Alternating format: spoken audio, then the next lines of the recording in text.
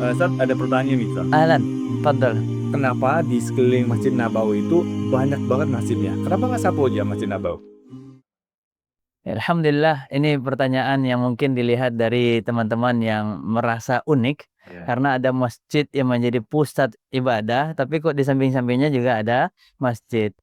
Maka sesungguhnya bangunan-bangunan ini yang kami ketahui dari informasi yang kami dapatkan bahwasanya memang dibangun bukan untuk ibadah.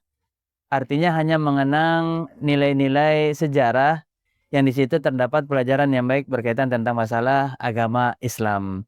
Karena di situ ada sejarah, umumnya ada sejarah yang dilewati baik dari diri Rasul Shallallahu Alaihi Wasallam sendiri di tempat tersebut atau yang dilewati oleh para sahabatnya Rasulullah Shallallahu Alaihi Wasallam radhiyallahu taala anhum ajma'in, dan sehingga untuk mengenang sejarah tersebut yang memiliki nilai-nilai pendidikan yang baik dalam agama, maka dibangunlah jadi untuk mengenang sejarah. Contohnya seperti Masjid Qomamah, Masjid Abu Bakar. Masjid Qomamah ini adalah masjid yang di situ dahulu pernah digunakan oleh Nabi Shallallahu Alaihi Wasallam untuk sholat istisqa, dinaungi oleh awan hitam sehingga dinamakan dengan Qomamah. Atau tanah-tanah tersebut digunakan oleh Nabi dan juga para sahabat di masa khalifahnya seperti Abu Bakar untuk melaksanakan sholat Aid, entah itu Idul Fitri atau Idul Adha bersama kaum muslimin, sehingga untuk mengenang sejarah Islam tersebut dibangunlah oleh pemerintah Saudi bangunan-bangunan yang itu hanya sebatas untuk mengenang sejarah, bukan tempat untuk peribadatan. Karena tentunya untuk beribadah ada sebaik-baik masjid. Nabi Shallallahu Alaihi Wasallam menegaskan dalam hadisnya yang sahih yang dikeluarkan oleh Imam Al Bukhari, "Salatun fi masjidi hadza khairun min alfi salatin."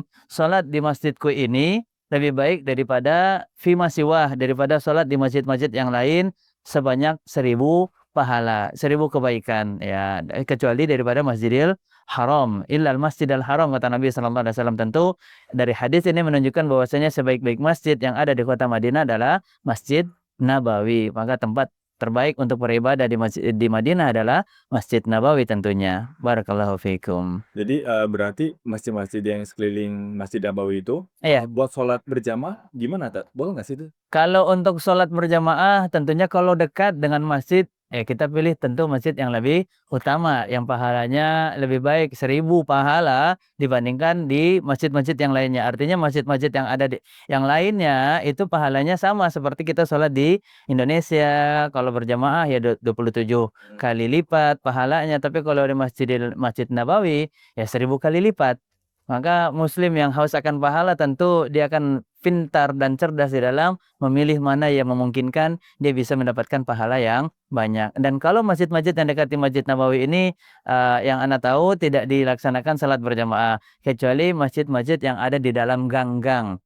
Ya, karena memang itu untuk kaum muslimin yang dekat dengan perumahan tersebut, yang ada setempat yang tidak memungkinkan karena terbatasnya jarak, sehingga mereka gunakanlah masjid-masjid tersebut untuk sholat. Wallahu taala a'lam. Adapun masjid yang dekat Masjid Nabawi tidak digunakan untuk sholat berjamaah.